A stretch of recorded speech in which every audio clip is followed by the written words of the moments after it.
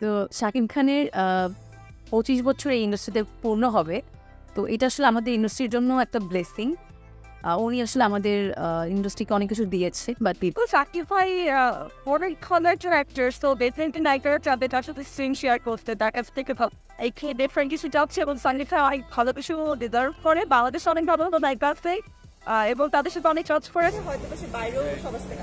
শাকিব খানের অভিনয় জীবনের 25 বছর পূরণ হতে চলেছে এবং এটা একজন অভিনেতার জন্য অনেক আমি বড় কিছু মনে করি, এবং সেই সঙ্গে তার এতদিন ধরে জনপ্রিয়তা ধরে রাখ এবং শীর্ষস্থানে দুটা তিনটা ছবি হিট করে স্টার হয়েছে, কিন্তু যুগের পর যুগ 2 যুগ শাকিব খান পার করার পরে এভাবে দাঁড়িয়ে আছে এবং সে যে অঙ্কে একক দশক শতক সহস্র অযুত লক্ষ কারোর এর 7 অ্যামাউন্টের টাকা কেউ নেবে, কোনো আর্টিস্ট কেউ দেবে, এটা তো কখনো হয়নি। এবং ও কোনো কিছু সো উনি যেভাবে আসলে এখন পর্যন্ত সাস্টেইন করছে এত শক্তপোক্তভাবে, সো এটা আমাদের জন্য ইন্সপায়ারিং অনেক বেশি। তো ওয়ার্ড অফ মাউথটা যদি আরও হয় তাহলে আরও বেটার।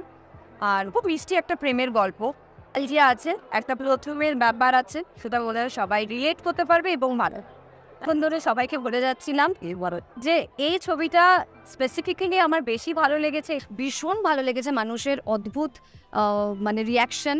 তো এইটা তাই জন্যই আমার কাছে আমার মনে হয় এই সিনেমাটা আমার ব্যক্তিগতভাবে ভীষণ একটা পছন্দের একটা সিনেমা হয়ে উঠেছে। মানে মিমি জনের একটা ক্র্যাকলিং কেমিস্ট্রি, আরও বেশি দেখতে ভালো হয়ে গেছে, আরও বেশি গুড লুকিং হয়ে গেছে।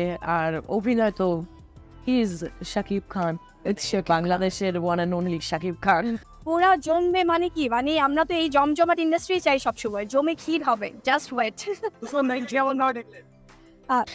একজনের ফোন, শাকিব খানকে একটা ফোন করি, আগে জিজ্ঞেস করে দাও যে পরের সিনেমাটা তিনি আমার সঙ্গে করতে ইন্টারেস্টেড কিনা।